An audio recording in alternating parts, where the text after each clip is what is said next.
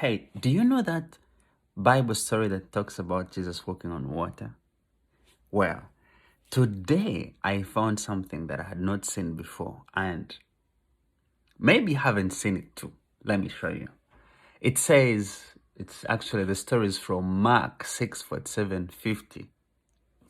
Late that night, the disciples were in their boat in the middle of the lake, and Jesus was alone on land. Okay? He saw that they were in serious trouble. Please remember that.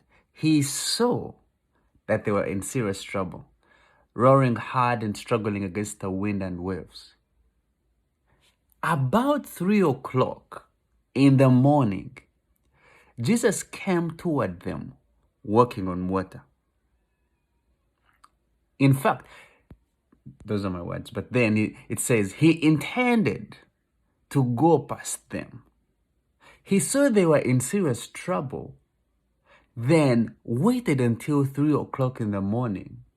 Then he came walking on water and he intended to go past them. But when they saw him walking on water, they cried out in terror, thinking he was a ghost. They were all terrified when they saw him, but Jesus spoke to them at once. Don't be afraid, he said. Take courage, I'm here. Now, what do I find interesting? The first thing I find interesting is that he saw that they were in trouble, and yet he intended to go past them. And it makes me wonder, surely by now, at this point, we know that Jesus loves the disciples. I hope that there is no question about that. But yet he saw that they were in serious trouble, and yet he intended to go past them. Do you know that Jesus did not have to walk on water to calm the storm? He didn't even have to come to the sea to save the disciples. Surely, he could have calmed the seas when he was still on top of the mountain. Surely he could have done that. But yet, he decided to come walking on the sea. It drives me to believe, and this is just my realization now, that his intention was not necessarily to calm the storm. It was to demonstrate to the disciples that he is above the storm. That is an element that is under his control. In fact, I am beginning to believe that when he told Peter, come, when Peter asked, if it is you, call me. And Jesus said, come.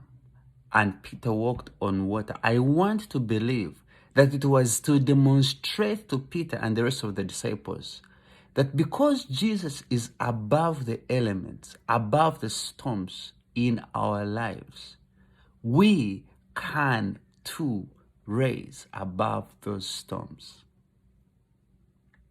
And then it says, but Jesus spoke to them at once.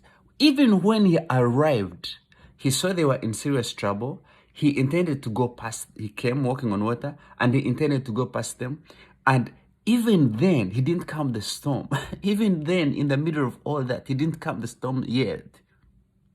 But instead, he told them, don't be afraid, he said. Take courage, I'm here. I am beginning to believe that surely he was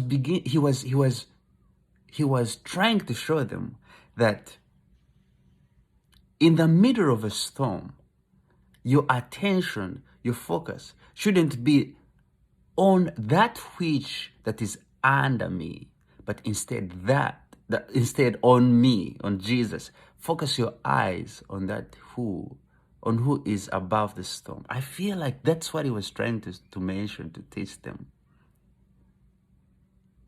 So what did I learn from this? I believe that, number one, just because we are in the storm does not mean that Jesus doesn't love us. Because we know Jesus loves the disciples. He really did, right? Number two, in the storm, God desires more that I put my attention on Him rather than the storm. Number three, because Jesus is above the storm in my life, I too can rise above the storm. That's what I think. What do you think? Comment in the comments, please. I want to know.